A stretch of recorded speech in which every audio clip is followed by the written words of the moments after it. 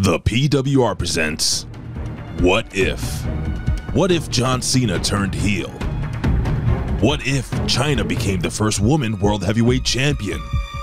What if Owen Hart never passed away? What if Magnum TA never got into a car crash? What if Hulk Hogan stayed with the AWA? What if Shawn Michaels signed with WCW? What if WCW won the Monday Night Wars? What if Vince McMahon's WrestleMania failed? What if?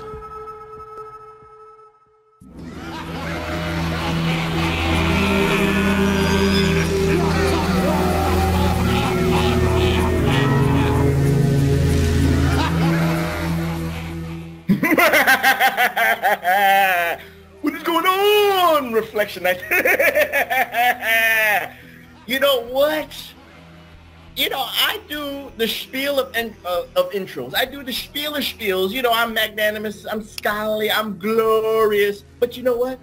This is not that time. This is time to be a little bit darker, a little bit sinister, a little bit of the man that's controlling the future right now.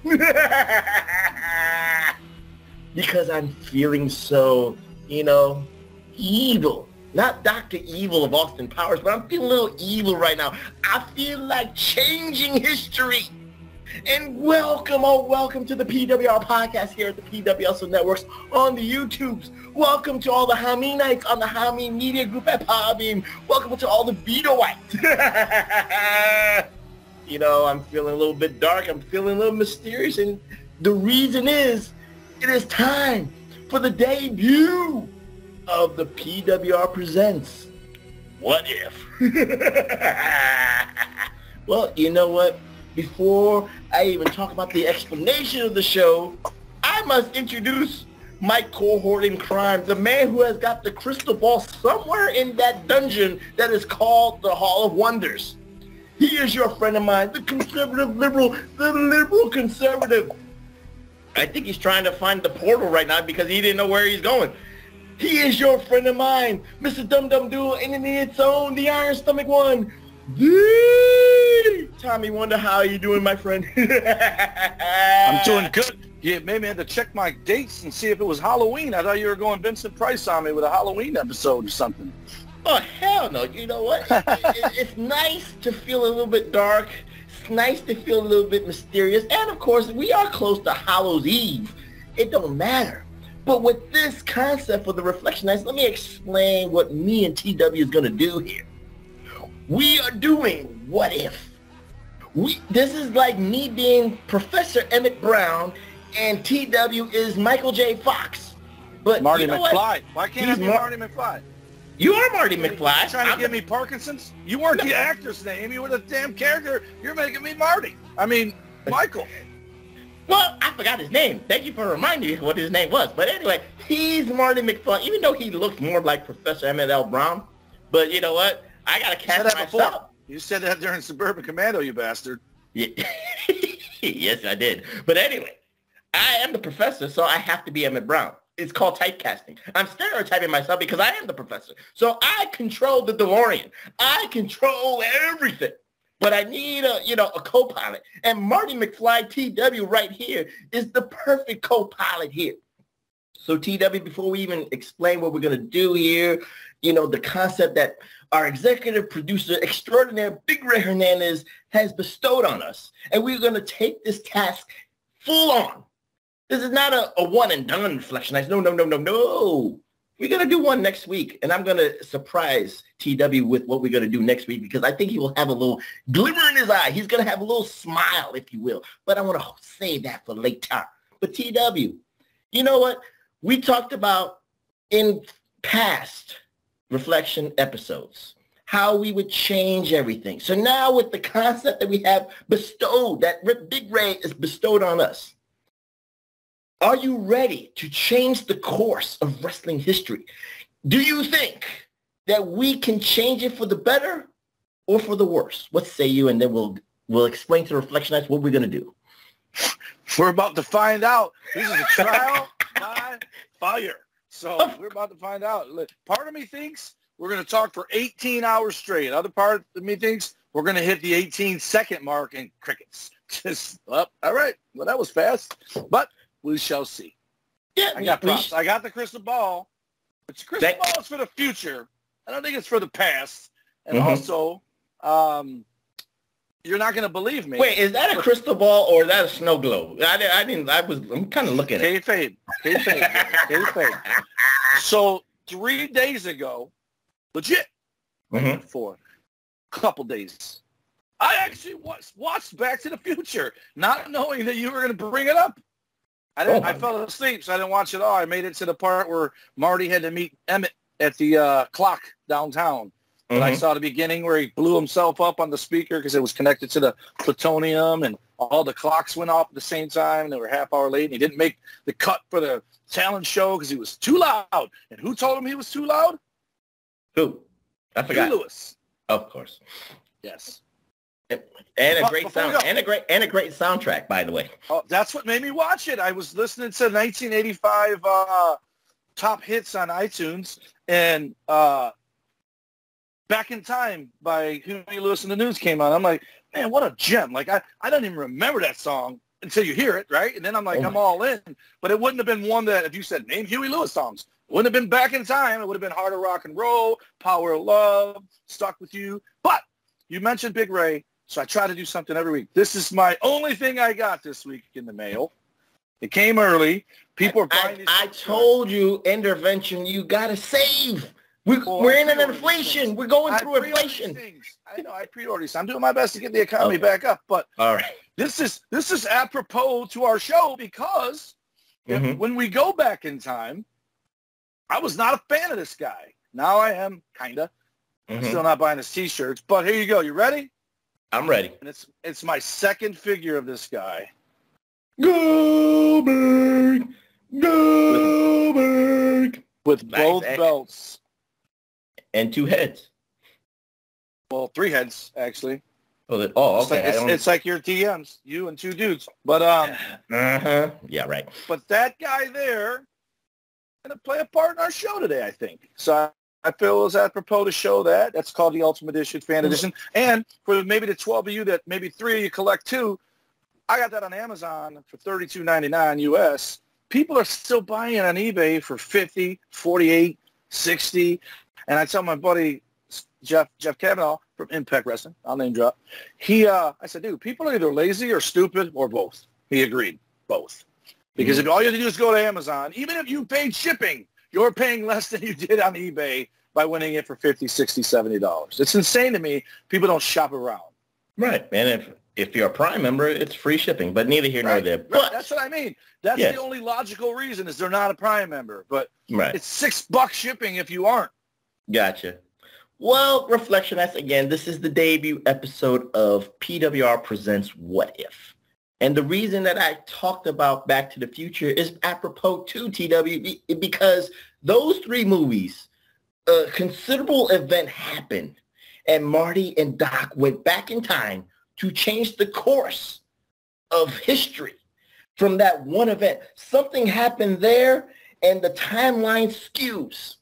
So why not try to do it in professional wrestling, TW? So for our debut episode, we're not going to bore you because, again, this is not going to be a long-ass show because, again, we can drag this out if we felt like it for 5 hours, but then I don't want to lose 12 fans to now 3. So neither here nor there. But like I said, the debut episode, we kind of did it already. And if you did not listen to our spotlight, we talked about this. So for the debut episode, it is What If Degeneration X that consisted of Triple H, X-Pac, and the New Age Outlaws with China in the tank invaded WCW's Monday Nitro. If the gate was left open, the tank goes through, what would have happened? How history would have changed in professional wrestling. So, TW, I'm going to try here first. Okay. There's going to be 2 scenarios here. My first scenario is real life. I want you to do the booking part on the second part, all right? Let's talk about the real life aspect of it. Because to me, TW, if the gate was left open, I would say two people would be responsible for leaving the gate open. And that would be Triple H's and X-Pac's best friends, Kevin Nash and Scott Hall. I know Scott Hall was not there because if he was there, Reflection Nights, I'm guaranteeing you, Scott Hall would have found a security guard and told him open the goddamn gate. Right. He would have done it. I swear to you. I swear to you. I believe it in my heart and soul. He wasn't there, and we know why, TW, because, you know, alcohol and drugs, and of course, I think he was on kind of like a double secret probation, because that was a tricky time in '98 because Kevin Nash was mad at Eric Bischoff for, number one, releasing X-Pac and X-Pac going back to WWE, and then Eric Bischoff was not going to release Kevin Nash and Scott Hall from their lucrative contracts. But again, semantic Reflection Night, semantics. So our what if, TW, is Scott Hall was there. He would have had that gate open. Now, for me, on the real life situation, TW, you can only kayfabe as much as you can. Your best friends are on the other side. So when you come down, you know, Bruce Pritchard has the camera guy with him behind, right? So what do you expect? I think Kevin Nash and Scott Hall would have just hugged their friend, hugged the DX, done the two sweet signs, and the curtain call. And they would have done the curtain call right back there. So what? And left with them. There you go. So TW, what say you on the real life aspect? Because let me ask you in this kind of context. Monday Night Raw is supposed to entertain you. Monday Nitro is supposed to entertain you with the wrestling in the ring. We know that the friendship is so like paramount between all these people right now. Not with the Outlaws, but you know, with Triple H and X-Pac, and of course, you know, with the New Age Outlaws, it's like the mafia. It's a friend of ours, so they're already down for the cause. Friend of a friend. They're not, friend of a friend. So they're not gonna try to entertain the fans to a degree. They're thinking right now, just hugging each other and just, you know, DX and NWO Wolfpack, you know, together is enough entertainment. And to me, my jaw would drop. I'd be like, oh my God. Right. So, but they're not going to entertain you by going to the ring. They're not going to entertain you with maybe cutting a promo. What say you, TW, about that real life aspect? Well, you're right. So that's the thing, right? So I'm trying to stay within your parameters because, and I'm trying to be open-minded because, you know, Eric Bischoff and Kevin Nash can say in hindsight all they want. They dropped the ball by not letting them get in there, right? But I would assume, exactly you said, like, I disagree to a point because I think if Triple H and the Road Dogg and all them with the cameramen, if they could have made it to the ring, they would have went. Because remember, that was airing on Monday Night Raw. So it would have been entertaining. And everybody on Raw watching it would have been like, what the fuck? Whereas nobody in that building had a clue they were out there. The only ones that knew they were out there were the people outside already who they were interacting with. And if the people inside were getting text messages or phone calls, and cell phones weren't that prevalent back then yet. I got my first one in 2001. Oh, no, I got it in 98, 99. But I didn't have one where I'm just firing off minutes. People had Sky Page, but at that time it was Sky Pagers. So the Nextel Sky Pages. But I'm actually more on that real life concept. If Nash and Hall was right at the gate telling the security guard, just leave it up. I think let's go with the first scenario. They're not going to the ring. They're not going to give us what we want. They're just going to fuck up. You can conceivably say they could fuck up two shows, Nitro and Raw, because Raw, you're expecting what you're saying. I'm just saying, I'm going with the real life friend aspect because remember, the clique, that bond with the clique is still going on to this day. They mourn Scott Hall. They're all Hall of Famers. Again, Triple H and Shawn Michaels are together running WWE. So there is that bond of brotherhood. So in that second, TW, in 1998, let's forget about the booking part. Let's just go with the aspect part of the real life. They just would just hug each other. Is that enough for you and I, let's just say, for the camera, just to see that and we'd just be satisfied? Hell yeah, because you'd be like, holy shit, Razor and Diesel were on WWE Raw again. Whether they should have been or not, they would have been. And my thing is, the real-life aspect, the reason I say they would have left with them is because they're already trying to get out of their contract. At that point, you got no choice. Like, what? And then they walk out and stay on camera with them as they're leaving, you know? I mean, they're only going to show so much of it on Raw, but if they left, But then you open up the can of worms on Raw where next week people are like, dude, are Hall and Nash going to show up? And then when they don't, there's a big letdown, right? So that's where you're running into, you're right. They probably hug, too sweet, bye, nice seeing you, come back soon, something like that. And it would have been great if they did do that. And then the next time they were even remotely close, and if Bischoff was smart, he would send them to go look for them at their Raw the next time they were nearby. And then if they don't let him in, then they look like idiots. But if they do let him in, Bischoff looks like a copycat. So it's like it's kind of a high risk, high reward situation with all of it, right? I actually would change it. I think it's high risk, no reward for Eric Bischoff to even allow that scenario to even happen because let's remember this. I think the reward is them saying, "Oh, you did that? Hold my beer. We're going to do it right back." That's what I think the reward is. They don't look like bitches. The way it played out was shutting the door. To this day, they look like bitches, right? Well, again, that's debatable. Again, that's Bischoff protecting his brand, protecting WCW, protecting his wrestlers in case safety reasons. You never know what. This is terrorist. This is actually a terrorist move. They had a tank. And they had a tank too, so you don't even know if that shit's loaded. So again, let's go into another real life scenario here, TW, the Eric Bischoff factor, because again, he did his promos with Hollywood Hulk Hogan in the ring and all that stuff. But again, with this happening right now, he and James J. Dillon should be somewhere backstage. So we already know he told somebody, bring the gate down. So now let's try to combine the real life with the booking aspect. Now let's play devil's advocate with Eric Bischoff saying leave the gate open. What does Eric Bischoff do? I'm going to go with one scenario here and try to bounce off or give a different scenario. I think Eric Bischoff, maybe in his mind, and I'm trying to be nice here, I can embarrass them. But do you think it would be embarrassing by having like Doug Dillinger and 20 security guys right at the gate being open, or having the cops there arresting them on Monday Nitro TV? Is that a win for Bischoff, or does that make him look like a bitch because he's not trying to give the fans what they want? What say you? It's a win for DX and WWE because fans are just going to think it's the same thing as Stone Cold getting arrested coming after Vince McMahon. There's no way. To me, it would make fans think they're working together. If at any point a WCW guy, be it Hurd, Dillon, Bischoff, or Hall, Nash, or whoever, if any of those guys end up there, it looks like they're participating. So I think, in hindsight, I think he did the right thing. I think that gate should have been closed already. So the reason they look like bitches to me is because they're like, get out of here and shut the gate. If it would have been already fucking shut, they could plead ignorance. Oh, well, shit, we didn't even know they were out there. Fuck you. I didn't know those guys were out there, right? Mm-hmm. But it looks like oh no, they're here.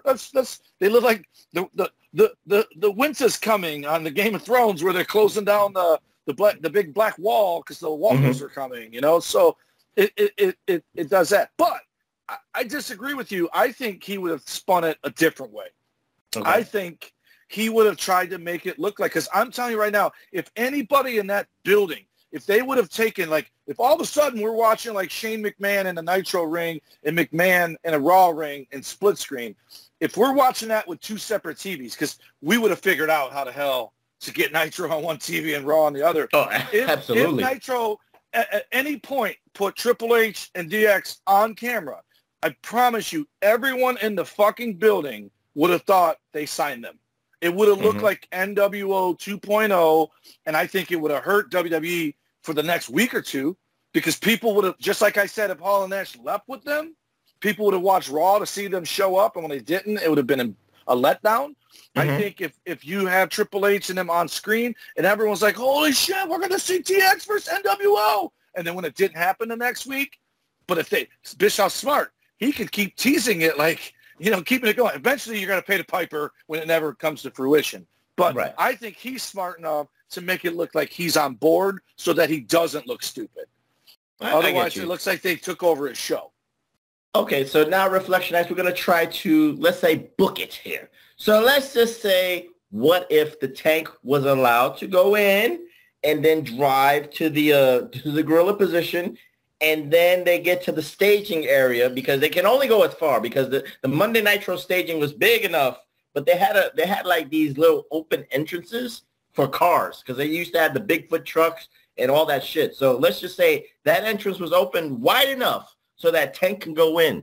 So TW, let me ask you this scenario because I think we lived during a time, especially in the 90s, if you was blessed, Reflectionites, with the Monday Night Wars, you had wrestlers that can think on their toes, TW, and you know what I mean. Hogan's a great talker, a great ad-libber to the situation. Ad-lib, yeah. A great situation to ad-lib to feel what the crowd is doing. Triple H was getting there as a great ad-libber. B-plus player no matter what, but he's a great ad-libber and can read the crowd. Same thing with Nash, a great talker, a great ad-libber, and he knows what's going on. He can feel the pulse of the fans. So, again, you get where I'm going with TW. You got a lot of guys in the 90s because, honestly, TW, again, let's go to the present. Do you think any of these wrestlers today can ad-lib to feel the crowd and feel a reaction? Because I see a lot of wrestlers today, and I'm not, like, pointing out AEW or NXT or anything. I just think it's generational. I just think if the spot doesn't work, they're like, oh, shit, what do I do? They can't think on their toes. If a promo sucks, they don't know what to do. Marina Shafir, guys, Google it. That's again. You don't know me. Right. You know me. You don't know how to ad-lib. But TW, you get what I'm saying, that today's generation of wrestlers cannot ad-lib or, like, adapt to something negative and make it into a positive. I think in the 90s, you had a plethora of guys. You're gonna get a rare compliment to this guy who's in the news today. Okay. I think the one guy who could adapt is Jericho. Examples of people who think they can adapt, but they can't, and it's proven. And I'm not picking on AEW. They're older and think they know what they're doing. Is Moxley? If I just called that sumbitch Moxley, but Moxley and Punk, both of them have done interviews where they were going south, and instead of changing pace and going a different direction to see what'll work, they start belittling the fans. They start getting condescending, and they start getting personal. They read the room. They read the room, so they know how to adapt to the situation. They know they're sinking. No, I'm saying they're not good at it because they're sinking. Okay. Oh, all right. And instead of trying to right the ship, they just start insulting the fans in condescending ways, and then they end up getting booed out of there, right? We've seen them all. Shafar, God bless her. She's an MMA chick that didn't cut it in NXT, and then her husband's fucking trapped there. She'll be the next one to show up at a show with a tank. Let my Ronnie go. And she's there, and they put her out there too soon. Wait, hold on. All right. Well, I'm about to say cut. I was like, wait, I got to take two. Let my Ronnie go. All right, go ahead, TW. But you know what I mean? Like, she just was, it's too much too soon for her. But someone like that, like an example for Hogan. Hogan versus The Rock, no one in the frickin' world expected that crowd to turn on The Rock and cheer Hogan. And both of them came to the agreement. They had their whole match called, right?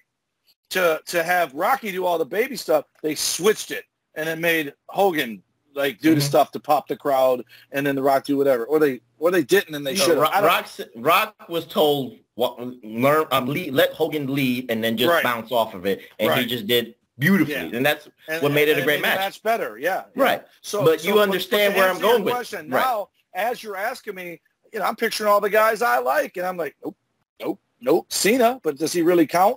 He's damn near a 90s guy, so he's part of that generation. So Randy Orton, maybe. But I think Riddle, I love Riddle, but I think if the crowd was turning on Riddle would fucking crumble up into a piece of paper and run and hide. I don't think AJ, maybe AJ could do it. But again, we're talking about guys longer in the tooth, whereas the younger guys, maybe The Miz. And again, is he even really young? Because I met him in 05. Right, I met him in 05 and rest. So yeah, I agree with you 100%. Those guys could have, but now you're not talking booking. Now you're talking them winging it and kayfabe. Well, again, DX got the tank to the arena, into the arena. Right. So of course, I think let's just say Bischoff What did they book for themselves if they got in there? Right. So we're going like this. Bischoff might be like, Like you said, Bischoff might be like, all right, I got the ratings. I got these guys here. Let them go in the ring. See what's up. Because then the illusion for the smart fan is like, wait a minute. You signed these guys?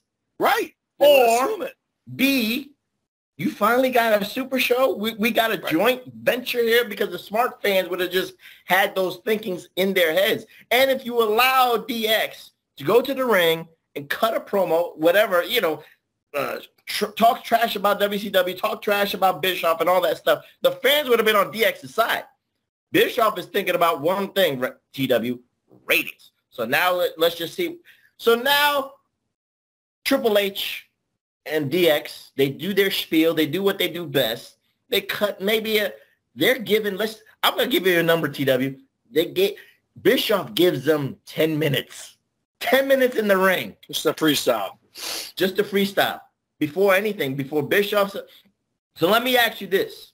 You already know the stylings of the New Age Outlaws. You already know the stylings of DX and what they do with their promos. You already know they're going to cut an ether heat promo towards Bischoff, an ether heat promo towards Hulk Hogan, because those are the people that they don't like. Right. So what say you, TW, about WCW? How do you wing it against that kind of promo? Who comes out? Bischoff? Hogan? Who else? DDP.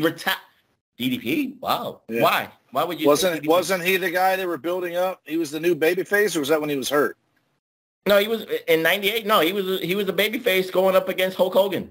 It was him and Malone against Hogan and Rodman. Him and Jay Leno against Hogan and Bischoff. So you're right. But I would think it would be Hall, Nash, and Hogan, or not Hall. Nash, Hogan, and Bischoff would be the ones to come out, because you almost got to keep it kayfabe. Like DDP wouldn't come out with those guys. Sting wouldn't come out with those. Or you could do what I remember an Impact episode did this once, but it was more of like an attack situation. You had those multiple entrances. You could have Bischoff, Nash, and Hogan come out here. Luger, Sting, and DDP come out here. Goldberg come out by his damn self. And then you got people tuning in. Right. Of course, they're going to tune in because it's now getting interesting. But let me ask you this, TW, because what you said, it actually makes sense on the WCW side, because there were certain moments. Remember in the NWO wars where the locker room of WCW, whether it was heels and faces, came out together to join together against the common enemy, which was the NWO. Yep. So with DX doing what they did, what you said about DDP, maybe being right next to Hogan, maybe being right next to Bischoff, now that you said that, and now me backtracking with what they did booking-wise, it would not surprise me if DDP for one night only, be like, the enemy of my enemy is my friend. My friend. Yeah. So, TW, let's book it. Would DDP be in the crowd, or would he be right next to Hogan and Bischoff? What would be the best scenario for DDP against Perfect DX? storm? Yeah. Bischoff, Hogan, and Nash are standing there, and DDP comes through the crowd one way, Sting comes through the crowd the other way, and they stand shoulder to shoulder with the three of them like it's a full house. Like, you know what I mean? They just, no words spoken, just stood shoulder to shoulder like us five against you five. One of them's got to fight China. Right, because again, reflection. Nothing. No. Again, you got to be Roddy. I'm not trying to hold this all in right now, so it's it's very good. Bischoff fights China. There you go. Oh God, that's not a fair fight. It's a quick one. Yeah, it is. He's a karate man. He can beat the shit out of. Well, he's also a smart man. Knows not to hit a woman, so she's bonking him, and he's out. No, you know what Bischoff would do against China? He'd get Ernest the Cat Miller to fight China right there. But anyway, neither here nor there. But now I'm trying to remember my train of thought here. You said DDP on one end of the arena, Sting on another end of the arena, Luger somewhere on a different side. Forget Luger. Just going to even it up. 5 against 5. China and Bischoff are not physically involved. Oh, so you want to keep it? You want to keep it a small number, not like 30 WCW guys. You got to keep it with the people you trust that are going to, which Hall might not be one of them. I mean, Nash, why the fuck do I keep picturing Kevin Nash as I say Hall, but Nash might not be one of them. He could be your wild card where they get down there and then or Nash turns and starts bonking those guys, right? My question is, if they did that, would they still work, or would it be shoot punches? Because Nash isn't punching those guys shoot. Well, I would have to go with the wrestler here, TW. So maybe in your history of, ruling the Detroit wrestling scene, you've had people invade. I remember one time ECW had a show in California, and the XPW guys invaded. They threw some. It was a shoot. It was a shoot. So because you're protecting your brand. No one. There's never been that on a show with me, but there's been guys that showed up. Like, they weren't necessarily representing another promotion, like a rival promotion, because most guys around here wrestled for all of them. They wanted to think we were WCW, NWO, WCW, head injury, WWF. Like, they tried telling us, you can't work for them if you work for us. I'm like, oh, and you're still giving me a fucking hot dog and a handshake? All right, I'm going to go work for them. And they're like, oh, all right, come back. You can work for us too. But the one thing you protected was the title. If they put a title on you, you don't go lose on the other show in the opening match. Then you're just being, an idiot, because you're making yourself look bad too. So I get some of that. But whenever someone would show up, there would be a buzz around like, yeah, man, them guys from fucking whatever here, what should we do? Immediately, people are like, let's go kick their ass. And, like, legit, in the back, let's go kick their ass wherever they're at. And so, see that's the thing. Difference. These guys are professionals. These guys know what's live TV. They also know, because I would hope if they made it that far, the Raw camera's still taping it too. So you got the simulcast, going. Yeah, you got that gorilla. You got the fan cam on the Raw side, and then you got the Nitro. The fishbowl angle, so you can see everything going on. And you don't want it to go south on either show because it's still live television. So there's some eggshells to be walked on, and there's some respect, professional respect, unless they're mad that they did it. But if they were that mad, they wouldn't have let them in. So because look at this analogy. It could have been something that was a stinker. Or it could have been great. They went to commercial, broke it all up, and then we'll be still talking about what if, because right before they went to go at it, they cut it off. Right. The reason I'm asking you this, right, TW, let's look at it from this scenario. Let's go real life just for a second. You got 5 guys invading a bar. It's not their bar. You know what I mean? They invade the Cheers bar. Everybody knows your name, but then these 5 guys, you don't even know who their names are. They invade. So Sam and Woody Harrelson and George Wendt and all these motherfuckers are looking at, who are these guys? Cliff. They're going to fuck up the guys going into the bar that nobody knows. So you got to protect the bar. Real Perlman being there throwing punches. That's what I'm saying. So TW, so you got 5 WWF people plus the cameraman. So let's just say 6 going up against they're entering a bar that's not theirs.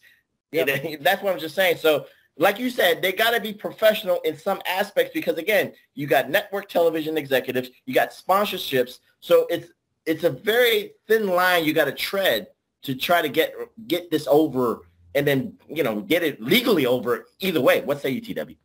I think if they make it to the ring, everything goes like a work. No, like a work. But the reality, what I think would happen if they would have got in, I don't know if Ron and Don Harris were in either company at the time, but those are the type of guys that Bischoff. They were in WWF. They were in WWF at the time. Right, so they're not there. So Bischoff is the kind of guy who would have sent over Haku and Barbarian. Haku, Barbarian, Vader, and the Harris brothers. Go beat the fuck out of them. That, and it wouldn't have been on camera other than the Raw, stuff if the camera made it in there. That's the kind of petty shit that would have happened as long as it was in the back. And they would have done it under the guise of, well, they trespassed and we just protected ourselves. But it's fun to think that if they made it to the ring, and I honestly believe if they did it, they're doing it on eggshells. Like, all right, let's see where this goes. Let's see where this goes. And what I do honestly think if that happened, I honestly believe it would have led to a WCW versus WWF pay-per-view. For sure. Because especially if the ratings spiked on both channels, they would have worked something out where Ric Flair and Hogan go 2 out of 3 falls, and the third fall is a fucking draw. So neither one of them got pinned or lost, right? And then your tag team champs win, but my IC champ beats your US champ. No belts on the line, obviously. Okay, well, let me ask you this question. Which pay-per-views get what you're talking about? Because at the time, Survivor Series would be part 1, War Games would be part 2. Well, the reason I disagree a little bit, let me just backtrack a little bit, because this invasion happened, let's just say May of 98. So we're not even near SummerSlam. We're not near Road Wild. We're not even near Great American Bash. That's why I'm asking you, TW, King how of the long? Ring. Kings of the Ring. You want to do King of the Ring with this big kind of thing, blow off? Because it would make that a big blow off. That would make it big, but I don't think that's enough time. I think you do the Great American SummerSlam and you do it smack dab in the middle of when the Bash and SummerSlam would have been. Then you got all of June and some of July to build up to it, and then you have that match, and then once a year you agree. My thing that I always thought would be cool, and it could fucking backfire. You would have to have trust. Is you throw all the names in the hat.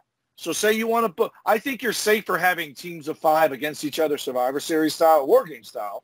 That's why I was going to say, don't forget, Fall Brawl 98 would have been a better War Games, DX versus Team WCW. You already have your 4 or 5 if you want to add China into the mix. But instead of making it the War Games rule, you make it the War Games match with the Survivor Series rules so guys get eliminated. And what you do is you throw all the names in the hat, and as you pull them out, that person's eliminated.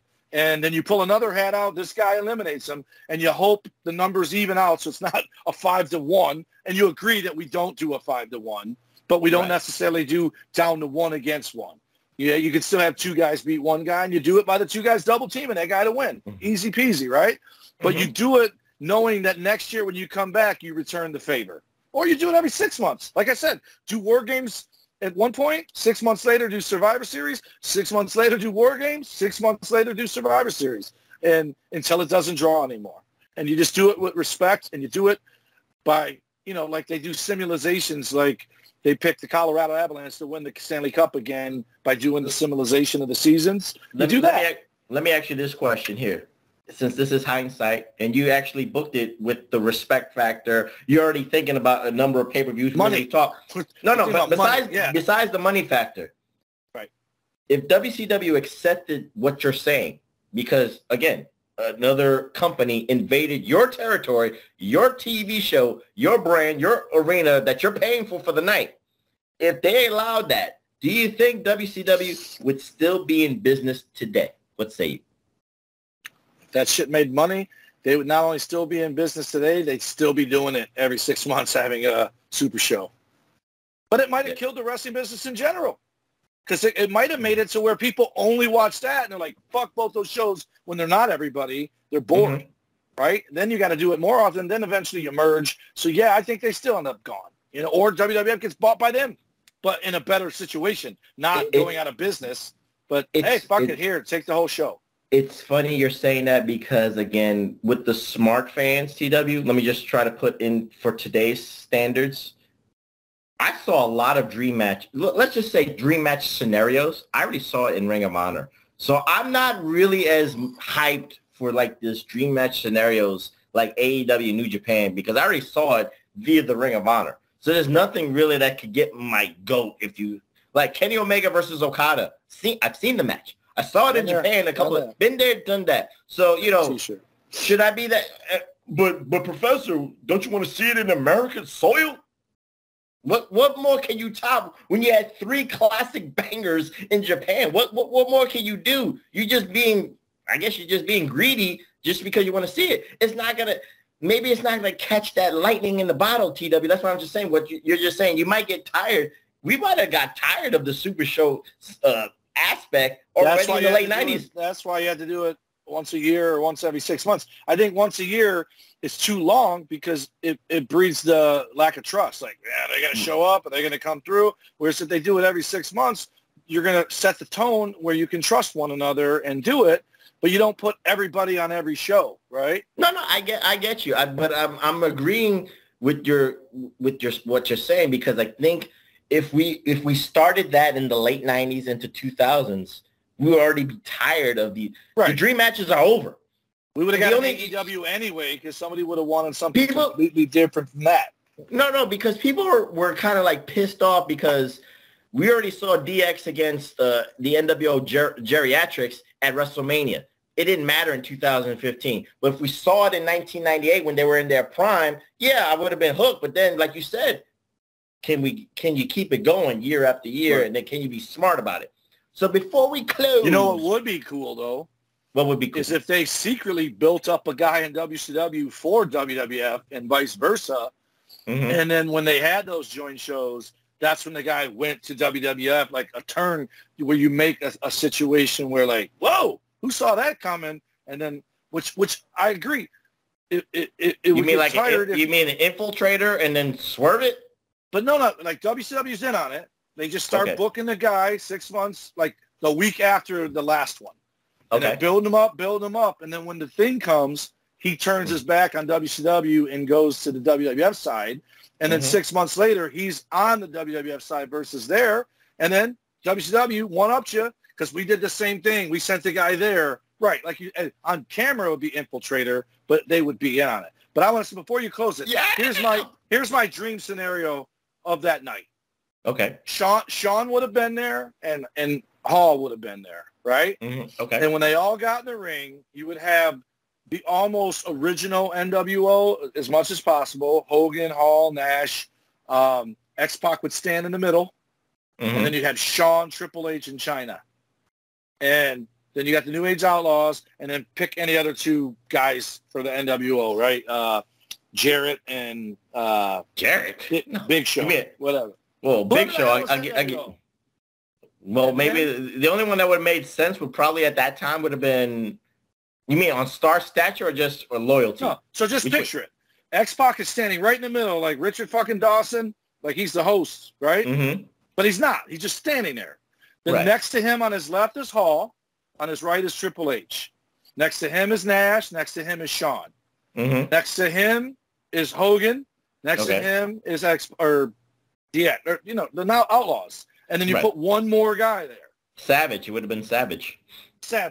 So now Hogan, Savage, Hall, Nash, Shawn, Triple H, DX, X-Pac's in the middle. Chyna and Bischoff are standing out to the side.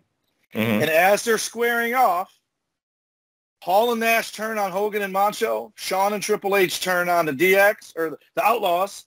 And then those guys form their own shit with X-Pac. So now it's Hall, Nash, and they call it the Clique. Mm-hmm. Hall, Nash, Triple H, Shawn, and X-Pac, who is a member of both.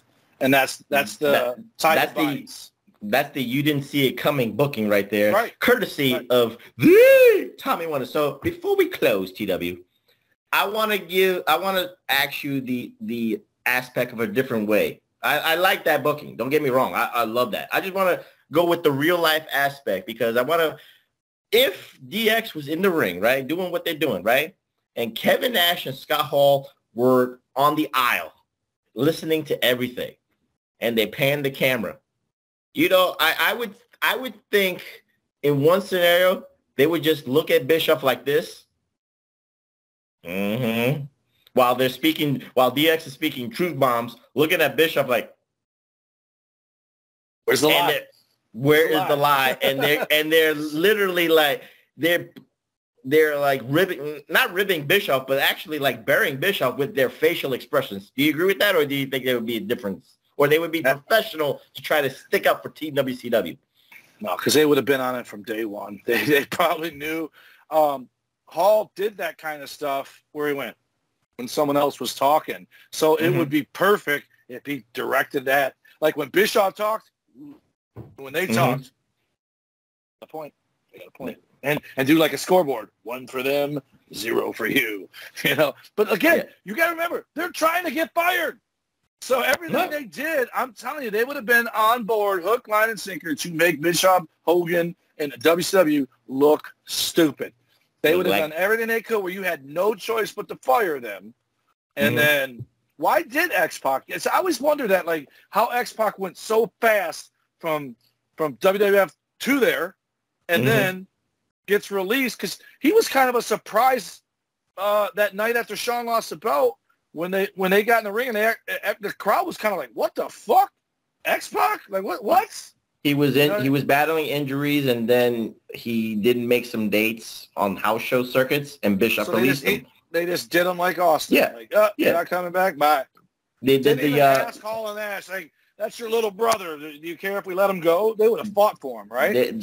They would have fought for him, but Bischoff wasn't hearing that in '98. He was just so that's That's mistake number 2. Mistake number 1 is the Mick Foley's winning the world title tonight. Mistake number 2 is cutting him and treating him like he did not matter when he was blood to the 2 guys that revolutionized the entire thing. That's 2 mistakes. Huge mistakes. Well, with that being said, TW, I think this was a success. We did what I set out to do. We recorded for about 40 minutes and change. We got what we needed out of a What If episode. So I give ourselves an A+, A for effort, because it worked out beautifully. So with that being said, I think Ray's gonna love it. He's gonna be internetally blowing us all week. I just made a word up, internetally.